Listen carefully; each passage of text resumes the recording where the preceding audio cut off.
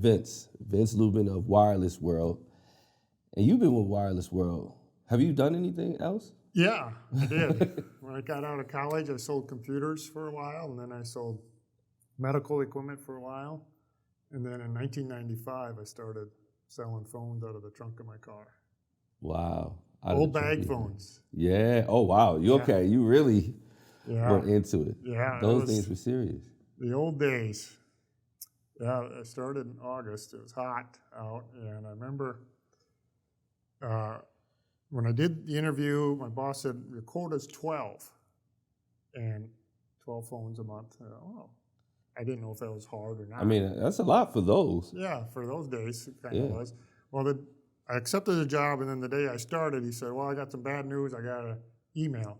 Well, email was new back then, 1995. So he said, I got an email. The quota is now 18. Do you still want the job? I said, I don't know. I guess so. Why not? And I come out of that meeting, and there was 3 existing reps, Ken, Bill, and Melody.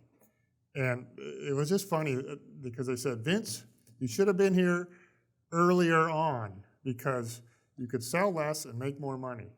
And they kind of made it sound like you should have been here in the good old days. Right.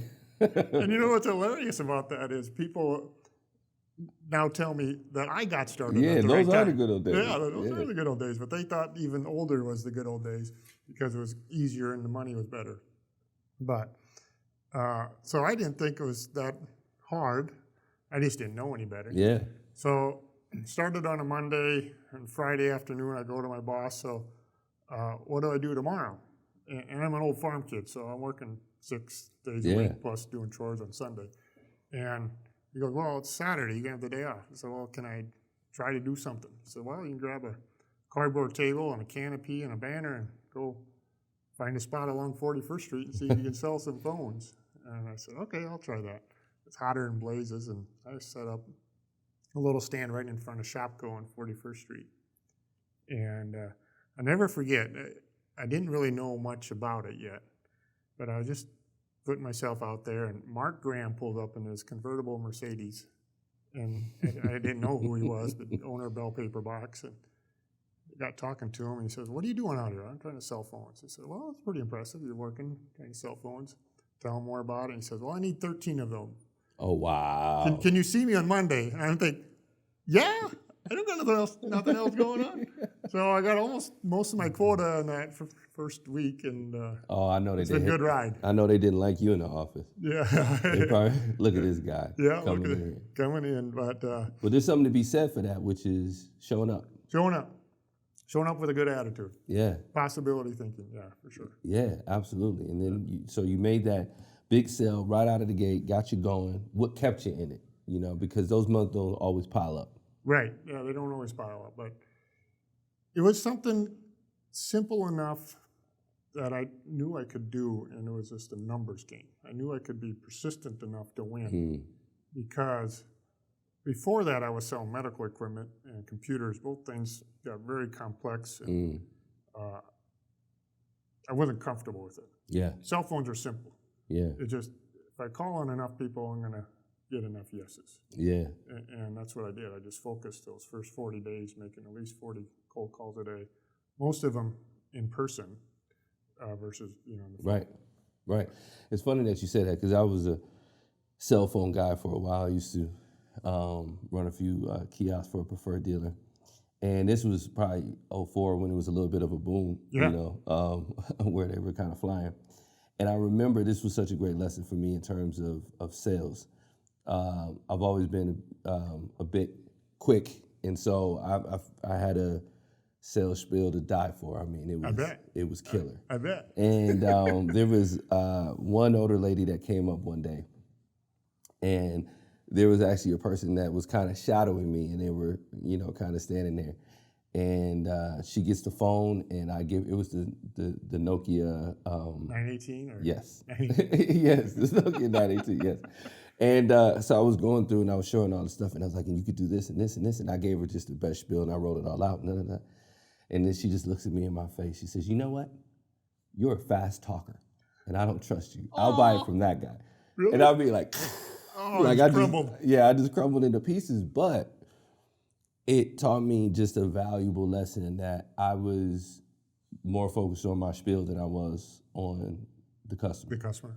And she let me know in such a transparent, real way. And I appreciate it. I really do, because it really changed the way I, spoke with people, and I became a better person after that. And it was less about selling and more about listening. Listening, Yeah, and that's a hard thing to get sometimes, especially as a young, hotshot type of person. Yeah.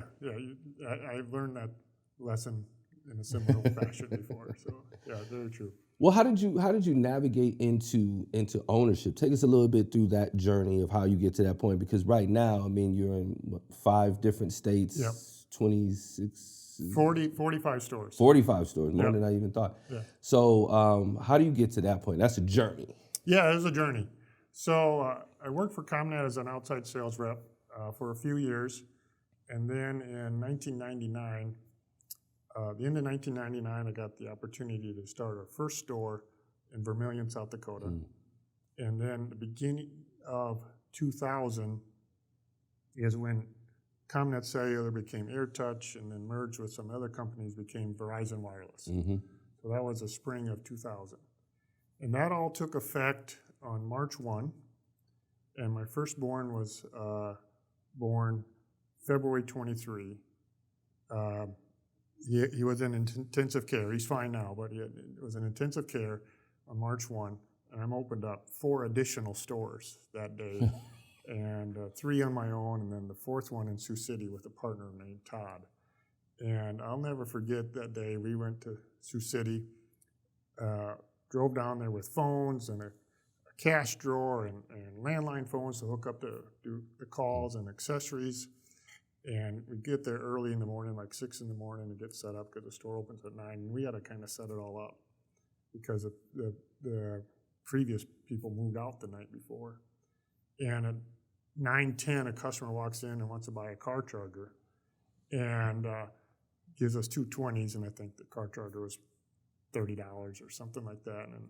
And we look at each other. Neither one of us brought any change.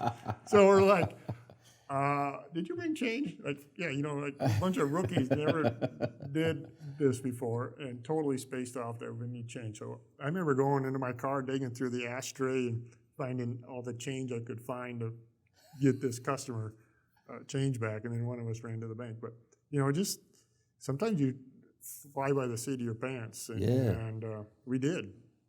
It was hard going. I remember Todd, in that shop in Sioux City, they actually had a back bay with a garage door, because back then you do installs. People would mount them in their car. And so we had an install bay. We didn't use it because that was kind of on the way out. But Todd would drive his car in there some nights and sleep in his car. Yeah. So he would be there, work late at night, be there in the morning. We didn't really have money for a hotel room. Wow. Just saving every dollar we could. Wow. And that's how we started. Well, and actually, this is something that I'm obsessed with, especially in the Midwest, because sometimes our Midwestern humility limits us and we don't reach for those things. So I'm really interested in people's audacity. Where did you get the audacity to think that you could build this thing? I mean, we're talking about 4 stores on the day that your child was born. Yeah. Like, you had a lot going on. Right. So where did the audacity come from? Probably from my mom and dad, just kind of how I was raised, working hard, grew up on the farm. I'm glad I'm not a farmer now, but it was good for me to learn how to work hard and get up at 5:15 every morning to milk cows through later years of grade school and all through high school and through college as well when I was home. Yeah. So, and then my mom always had a good, persistent and grateful attitude. And I think that come through on me, and just thinking that, you know what, God's given me these talents. Let's see what we can do with them and use them to the best we can. Okay, so it's a journey from milking cows to selling cell phones. Yeah. Right? That's a different bag. And you start the 4 stores, and then obviously it went well, but it's not that simple. Yeah. What was that next kind of? So then, we had those 4 stores. It became 5 right away, and then we thought, well, let's see what else we can do. So we added another partner and ended up with a store in Sioux Falls, and then we added a store in, I forget the order exactly, but Aberdeen, and then a few more in Iowa. And it just, every year we go add about somewhere between 2 and 4 stores. And then we had an opportunity to go into Minneapolis a few years later, and we added a couple stores there, and then added a few more into Minnesota. And then Verizon bought Alltel, and we ended up with a few stores through that transition, which is good. And that kind of got us more into Nebraska. Okay. Opened up some stores there. Just kind of looking for those opportunities. And we're, if you perform well and do it with integrity and work hard and do what you say consistently, Verizon would recognize that. So when opportunity would come along, they would say, hey, there's an opportunity in this town, will you consider it? And they would call everybody they thought would qualify, and we would step up when we could and take those stores, and generally always took advantage of those opportunities as they come along and build a store and try to run it the best we could. Well, another major thing for us here is vision. Yeah. You know what I mean? Like, how did you see it then, and how do you see it now? How do you, like, what are you trying to build? Yeah. Somebody just asked me that the other day when I started with, did I see it to have 45 stores at the time? And I had to stop and think. At the time, when I first started, I could see having 1 or 2 stores in Sioux Falls. That's the vision I had. But I think it's kind of like when you travel in a car, you go a mile, and then now you can see, if it's a clear day, you can see the next half a mile or a mile, depending on the terrain, or a couple miles. But when you're here, you can't see way over here. But as you go to here, now you can see another mile. You go a mile, now you can see another mile. You go a mile, you kind of see another mile. So as we add 4 or 5 stores a year, then you can see, I can see that. Yeah. We have the people and the strength and know-how to do the next step. And it kept going and going. So now at 45, I can see, now we have a great, great leadership team. Yeah. So I can see we could add another 20 stores pretty quickly. Wow. And then grow it again next year. Yeah. So the capability's there because we had a great team, and we have the systems in place. Yeah, we refer to that as visioning and versions.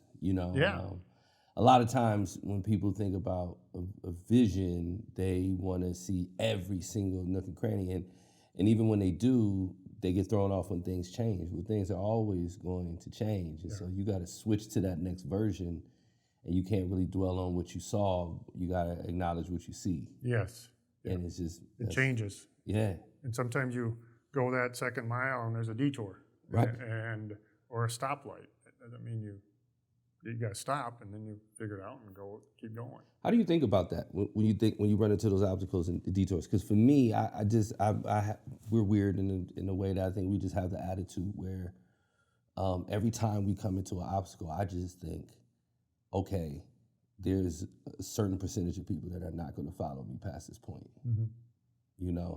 And for me, it's a thinning out almost, and so I've developed an appreciation of obstacles to a certain degree. How do you approach those type of moments? That's a good way. Obstacles sometimes are just opportunities disguised, and so you have to work through them, and you find out what you're made of, what your team is made of when you run into those obstacles, how loyal they are to you, what's their strengths, what's their talent level. Yeah. And it just, you're going to have obstacles. Unless you're in the grave, you're going to have obstacles. And you just have to figure out how to handle them. And obviously some obstacles are a lot bigger than others, and you just have meetings and figure out some options and take the best option and move forward. Yeah. Well, then let me ask you plainly, what are you made of? What am I made of? Yeah. Oh, that's a good one. Um, I probably respond and say my goal, my purpose, deep down, is to help others succeed. I guess that would be what I'm made of, is try to help others. And that's different than it was 20 years ago or 15 years ago or even 10 years ago. Just have a better perspective in life. And if you come to my office on my whiteboard in front of my desk, you'll see my purpose, my goal, to help others succeed. And Zig Ziglar always said it best, I believe. If you help enough other people reach the top, you'll reach the top as well. For sure. You help others succeed, you get to succeed along the way just as a byproduct. And some of that's changed. A lot of that changed when I went to Haiti in 2014. Okay. Mayor Tenhaken asked me to come along with the dispatch group, and that just gave me a perspective. And there's a lot of power in perspective. Yeah. And I got to meet a lot of people there that had almost nothing and were happier than I was on most days. Yeah. And it just like hit me. Like, you can see the pictures, the National Geographic pictures or the commercials that try and raise money for different third world countries. But when you're there and you see it, and you see their smile on their face and how happy they are to see you, and give them a yo-yo or some bubbles to blow or a little hot rod car to play with. They're so happy. And I forget to be happy and just to be count our blessings. Yeah, that's such a great point. Because that was always interesting to me, because as a part marketer and all those other type of things in my mind, I was always interested in that. They would show the hungry kid that was skinny with the fly on their eyelids and that type of thing. And it was built on, drawing on people's heartstrings and for some people, even the guilt of it. Yeah. What I thought was just such a missed opportunity is showing how people can be happy in those environments, because for me, that's more inspirational, because then I say, man, what could these people do with these resources? If you know how to be happy in that space. And I think that's such an interesting thing when you're around people who go through those struggles, is how they persevere through it and how they are happy. We always ask our folks that we do a leadership development program, and all the folks, we ask them, you can take one person or two people and put them in the same situation. One person be happy, one person be miserable. Why? And it's just it's that mind state. Right, yeah. It's that mind state. Yeah, I call it attitude of gratitude. Is if you have that attitude of gratitude, and I guess this is part of me as well, to answer your previous question, is just in my life, I believe it's a keystone habit. And for people that are happy consistently, they are grateful for what they do have. Oprah said it best: the more I count my blessings, the more blessings I have to count. If you focus on that, or you said it, somebody that just focuses on the bad. And I try to remember that. Now, I'm not perfect. Some days I feel down in the dumps and crabby and having a bad day, but I always fall back on that. Yeah. People that have that attitude of gratitude, they have a perspective that's powerful, and then a lot of the other things will fall into place. For sure. In their life.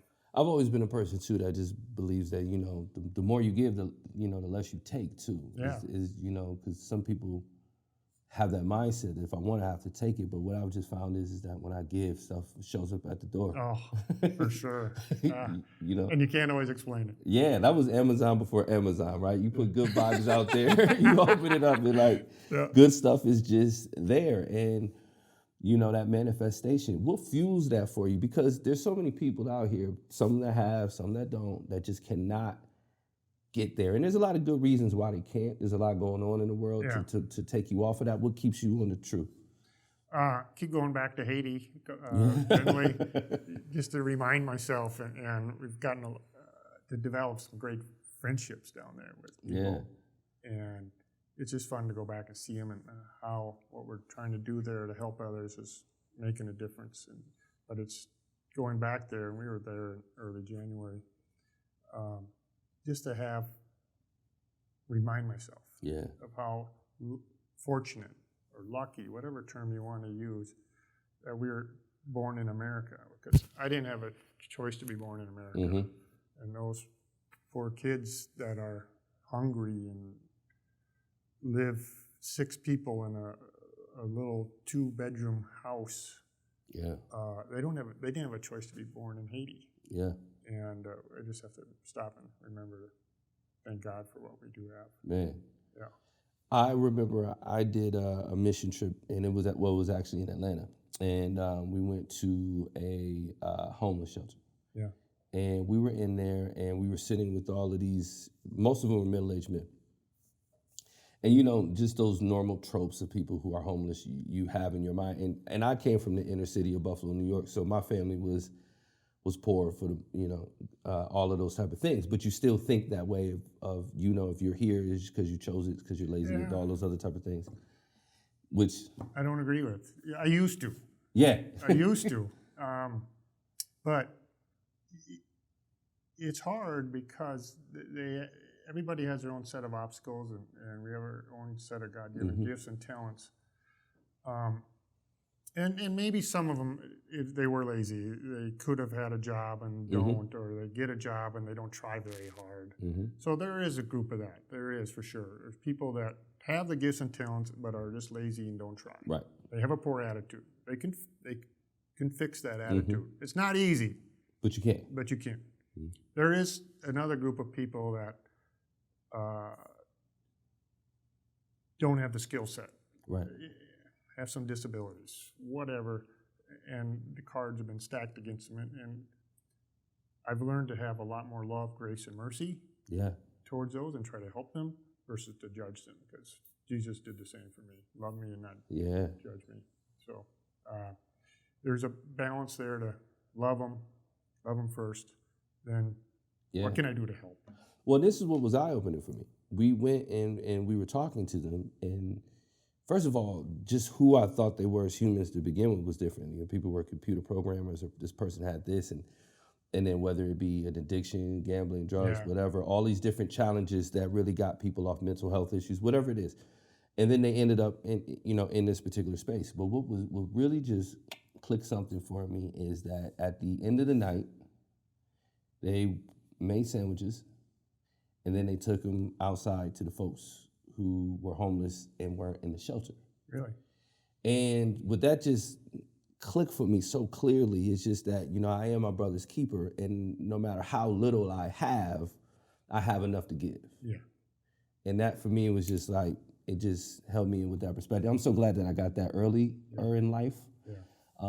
It's guided me well. Yeah. Yeah, just some of the people that have nothing are the biggest givers. It's true. And they might be given more time or a bigger percent of their salary or their resources. But it's that if we all were more servants and more loving, we would have a lot less problems. I'll tell you what. That we dealt with in 2020. Man, we could talk about that forever. For sure. But that's actually an interesting thing I do want to talk about in terms of that giving spirit, because part of the secret sauce, as I understand it, as a person that's objectively looking at wireless world, is that is a spirit that is in your organization, how you deal in terms of the culture of the people on your team and the people that you serve. Talk a little bit about your philosophy that way and how you've woven that into your culture. Yeah, so a couple ways. One is they will get paid to go do volunteer work. They can awesome. Get a day a year, or maybe 2 days. I should ask my HR department what it is exactly, but I know for sure it's at least a day. They'll still get their hourly rate or their salary, and they can go volunteer. In a lot of towns, we've painted houses, cleaned ditches, serve at the soup kitchens, the banquets of whatever community we're in, do Boys and Girls Clubs, Christmas gifts, lots of examples like this. I know a group from Sioux Falls here is working at the food bank tomorrow.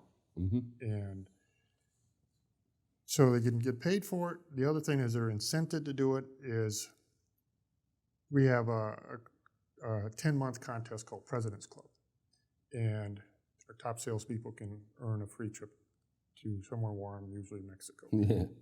And to make President's Club, you also need 10 leadership points. And some of the leadership points are, what did you do for community service? What did you do to serve others? Yes. What did you do to give back to your community? We don't even call it give back. We call it serving. Mm-hmm. Because giving back means you've taken first. I don't want that attitude. I want to be a servant heart. Yeah. So they have to do some of those things. And now the last couple of years, we said you don't need all 10, but if you want to raise, you need 5 leadership points.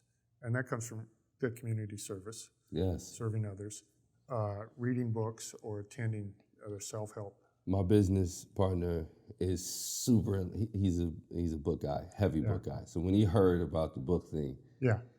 he was over the moon. He's like, I don't know, maybe I should go work at Wireless. Easy, man. I'll buy you books, like relax. Yeah. You know, but that's such a big deal because it's not just about and for us, we work with a lot of organizations on their culture, and one of the things that's counterintuitive for people that we try to drive home so much is that if you try to make somebody a better employee, that's really for you.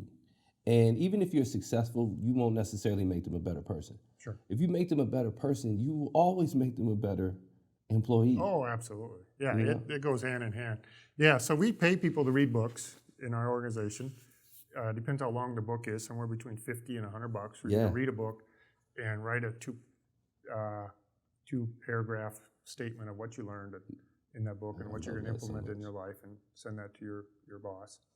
And that's been fun. And we have some employees that top it out every year at $600 a year. We had to cap it out because I had one gal. She would have probably got a couple $1,000 a year from me, so I had to find a cap on it. But and the books don't have to be sales books or business books or leadership books. They can be how to raise your kids. It can be the 5 love languages to how to become a better spouse. It can be those types of books as well. Yeah. Because, like you said, we believe that if you're a better person, you'll be a better employee and you'll treat your customer better. Every time. And I found that the people who have stuck in my life in terms of in my mind and in my heart, the teachers, the coaches, the people who their words still live in my mind that I actively engage with are all people who taught me things. Yeah. They're all people who helped me be better, helped me unlock things in myself. And I'm just sure you have so many employees that feel that way about you and the organization. Yeah. We get a lot of compliments on that, even after they've left for a few years and so forth, and it's always fun to see that.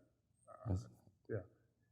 Some of our people, I know they're going to grow, and other opportunities are going to come along, and another guy just called me, or come to my office the other day, said, I'm going to pursue this other opportunity in a different field that I have a high interest in, and he said, you'll never know how much you helped me. I said, oh my goodness. Yeah, it feels good. So that's a big deal. You know, your willingness, your ability to be able to gauge in your folks, that takes a lot of boldness. And we know this because there's so many people that don't do it. How did you develop, what is behind the courage to be able to do something like this, which is quite honestly radical at the time that you started doing this stuff? You know, when I worked for other people, I didn't always know the why behind things. Yeah. And there would be a mission or vision statement on the wall or come across in an email and some core values. But as I went through that, I was like, I'm not sure why they want me to do this or that, and they wouldn't really tell me. Mm-hmm. So I said, if I'm ever going to be a boss, I want to explain more and tell people the why. And I believe that the more you tell the employee, the more they are likely to care. The more they understand the mission, the vision, why you're doing a certain task, the more they are willing to care and therefore give in extra effort. And so throughout this process, we really focused on our mission and vision statement and our core values. Mm. And what I found out is it doesn't matter if it's a millennial or a 50-year-old or whatever, but they need to be able to connect those dots. Yeah. And so I draw it out, And I'll say our Wireless World Way is our mission and vision all wrapped up in one is to do what's right, to be number one while improving lives. That's our Wireless World Way, our mission vision statement. So do what's right for your coworker, for the customer, for Verizon, for Wireless World. To be number one doesn't mean that you're going to stomp down somebody else or push down somebody else to make yourself look better. It means the opposite of that. It means do your absolute best so that you give such a great guest experience that customer, the guest, says, this is my number one salesperson. Yeah. Whenever I need something wireless, I'm going to go back to Brandon or Joe or Fred or whatever. And then do what's right to be number one while improving lives. What we get to do is we get a lot of technology to help people, whether they got stranded in a snowstorm or just have the technology to communicate with their friends and family. That's what we do. So we have a lot of great opportunity to help improve people's lives. I always make a joke, if you don't really think the phone's going to improve your life, then just give it to me for a day and see how your life is messed up. But that's an interesting even dynamic there, because for me, who was in sales most of my life, banking, cell phones, all those type of things, for me, that's really the key to nuance to being able to sell and sleep well at night. Yeah. Is the difference between selling someone a house and helping them find a home.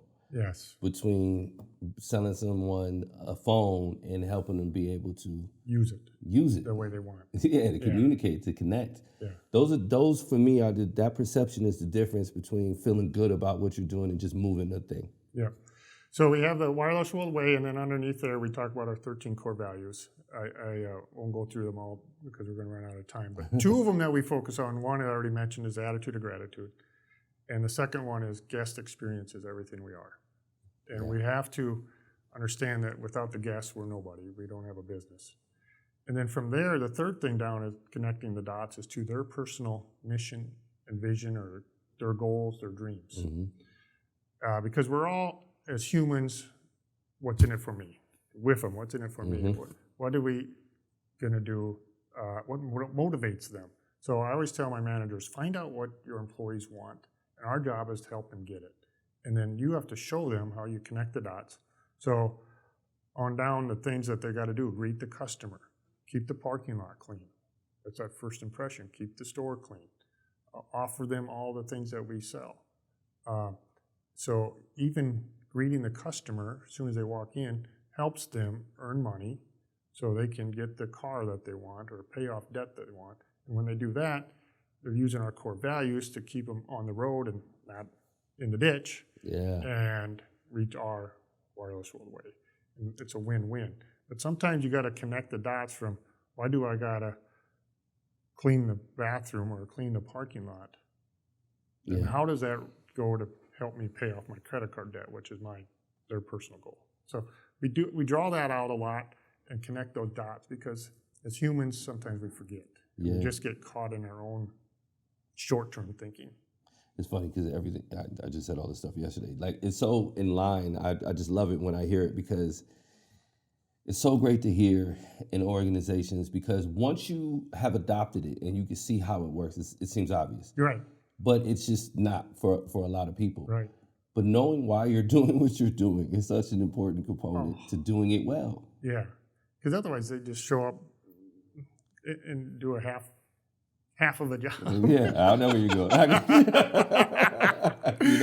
But yeah, you just, and not to mention, it's like it's taking ownership and being a part of something that's legitimate and real. And so when you go and you have Thanksgiving with your family and they say, how's work? Because inevitably one of the 2-3 questions you're going to be asked by anybody that you know when you haven't seen them in a bit is how's work? Yeah.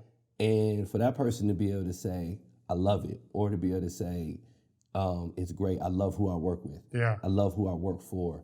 All those other type of things. Like that is the magic. It is. That's where it happens. And life's short. If you don't like it because you're not made to be a salesperson, then that's okay. You can go do something else. But life's short. We want you to love your job. If you don't love it, and let me help you find something Yes. that fits your gifts, talents, and desires. I love it. We always say, don't fire people, let them go. If you can't be happy here, go be happy somewhere. Yeah. But be happy. Yeah. Life's short. You gotta do what we love. That is awesome. We got a couple minutes left. What is that thing? What is that thing that you would give people that you think can impact their lives, that can help them stay on that path? That person who is on the verge of accessing that ambition that you accessed all those years ago when you started those 4 stores. What is that thing that you would pass on to them?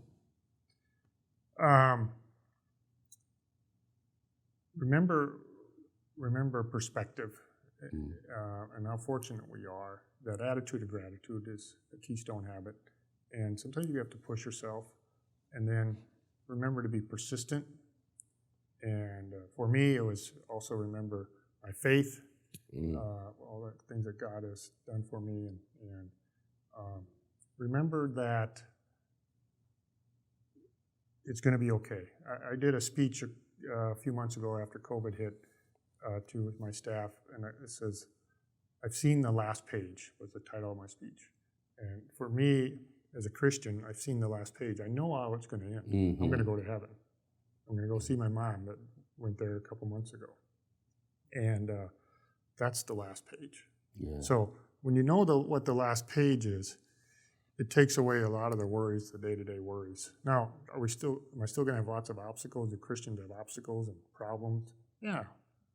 Cancer, COVID, all that's still there. Mm-hmm. But it's just a bigger perspective that keeps us away from this drama that's so often up there that just sends people up and down, up and down. It's like, okay, remember the bigger picture, zoom out, see the bigger picture that, okay, it's all, in the end, I know where I'm going. I've seen the last page. I love it. That's a great word. And I think what you do and your connection with your faith and how you treat people and your connection to perspective and how you work within your organization and treat your people and think about your customers is such a great example of how doing good is good business. Yeah. And I think that's such an amazing message. Well, I appreciate you coming and joining us. We learned a lot. I learned a lot. I know everybody got value out of this. I appreciate you so much for coming and joining us. Yeah. Thank you, Bonnie. Appreciate it.